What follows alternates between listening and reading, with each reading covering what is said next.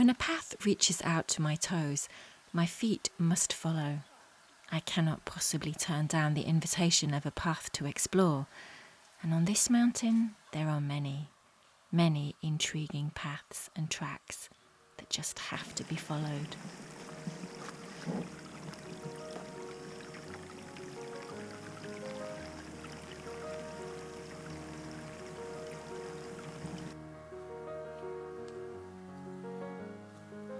Paths and cart tracks between villages that have existed long before cars. Some paths that are almost disappearing from memory, and those that are still used today to take small herds of goats or sheep down into the fields.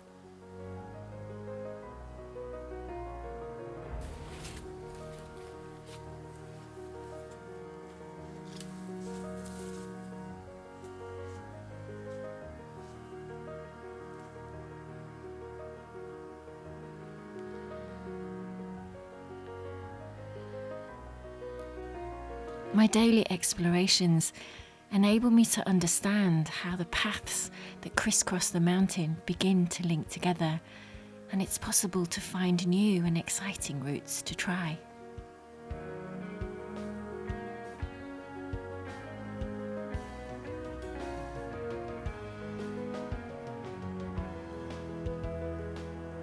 So we think that we've just joined a track that we walked the other week, when basically the whole mountain, you were walking in the clouds, you were walking in the mist, you couldn't see anything.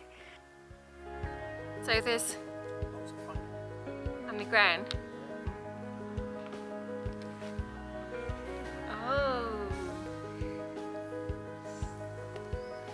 they're tiny. Yeah, but I want to get this lot. I've just cleared the area to try and get a photo from here. We experience many interactions with nature, brief moments of delight, like finding a small cluster of mushrooms.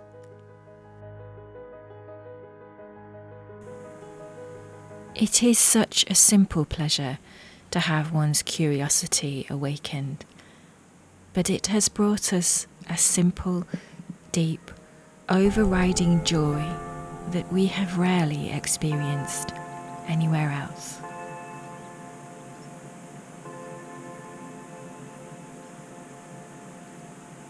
This mountain also sets its human history way back into ancient times. The Romans came here, and we speculated at times as to who the builders of these tracks and roads would have been.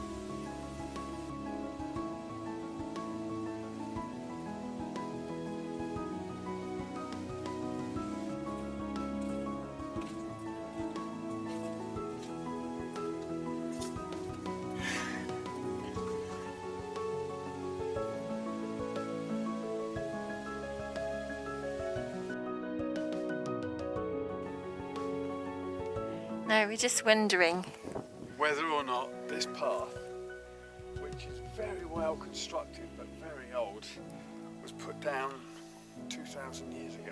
So yeah. We know that there's a Roman path down at the bottom, don't we? Yeah. And if they were going to head north, then I guess that, they've got to find a way over here. So this might be a way. Yeah. But then why didn't they? I don't know. It's just odd. I just don't understand how or why anybody would have bothered, knowing that it's an igneous area. Why somebody have gone to a lot of effort.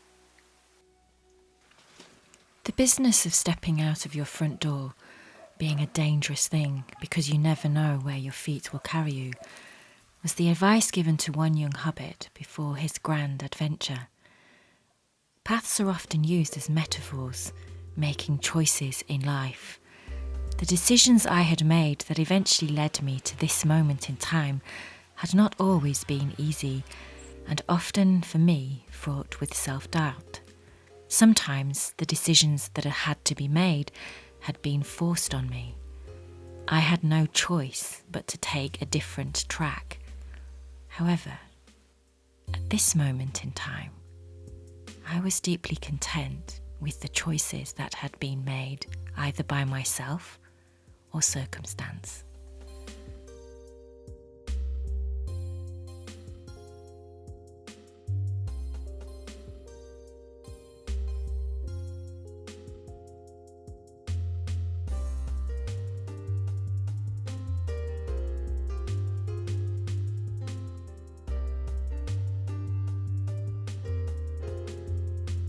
So if I turn you round, down there, you've got all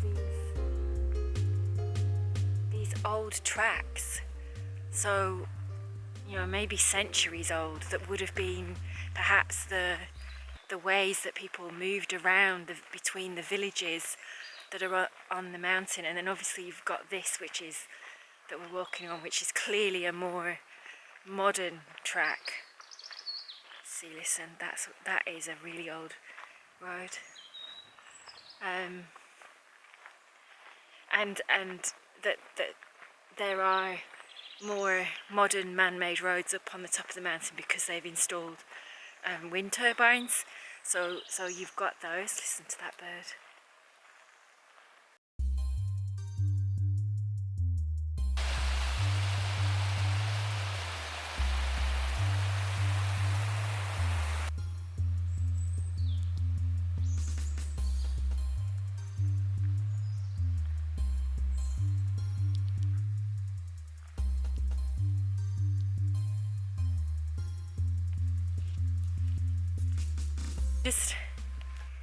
You just follow a track and sort of see where it goes.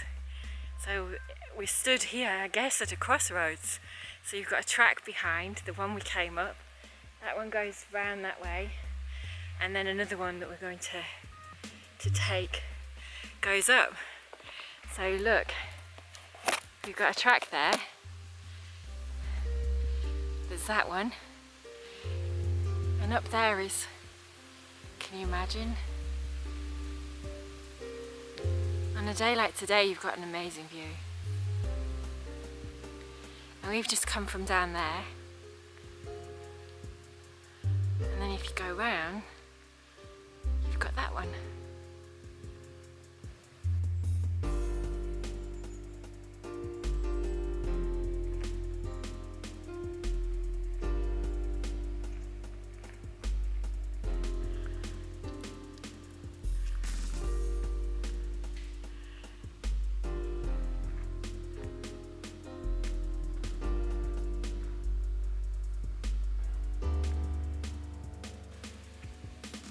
So we've chased waterfalls and rivers, and now it's tracking paths down the mountain or around the mountain. And what Chris is fascinated by is at night you hear owls, and in Portugal it's common to hear little owls. They have lots of little owls, and you hear them right outside the door.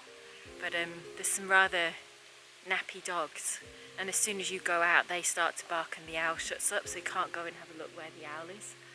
But Mr. Day's got his binos out today and he's scanning the trees looking for any owl homes and whether there's some owls sitting waiting for the night time to come.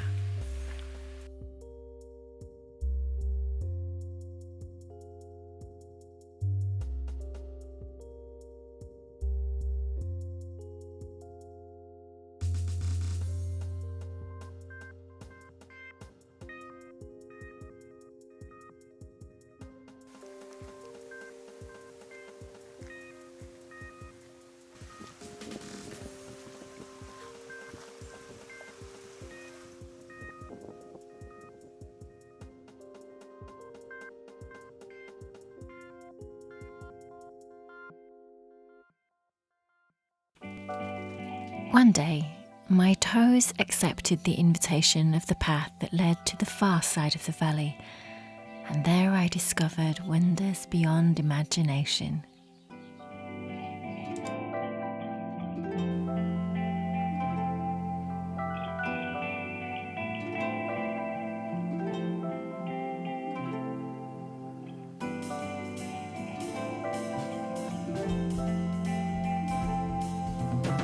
I was treated to some spectacular views right across the valley all the way to the Sierra de Estrella.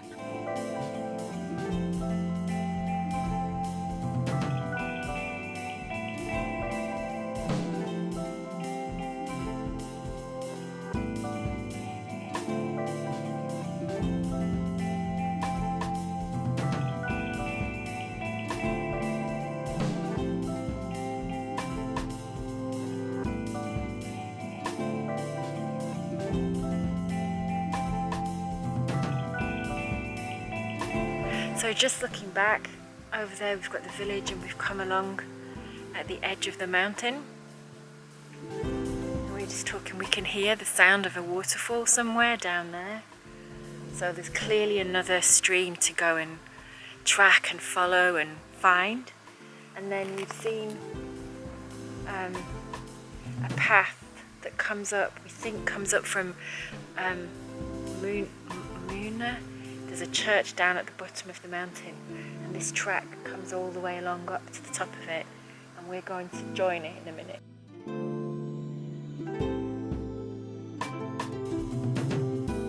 My early days on this mountain were spent responding to the invitation to discover and explore. It made me ponder. There are many simple invitations laid at our feet, but are we open to the possibility to simply follow? Thank you for watching. I have many more stories to tell you of my life on this mountain.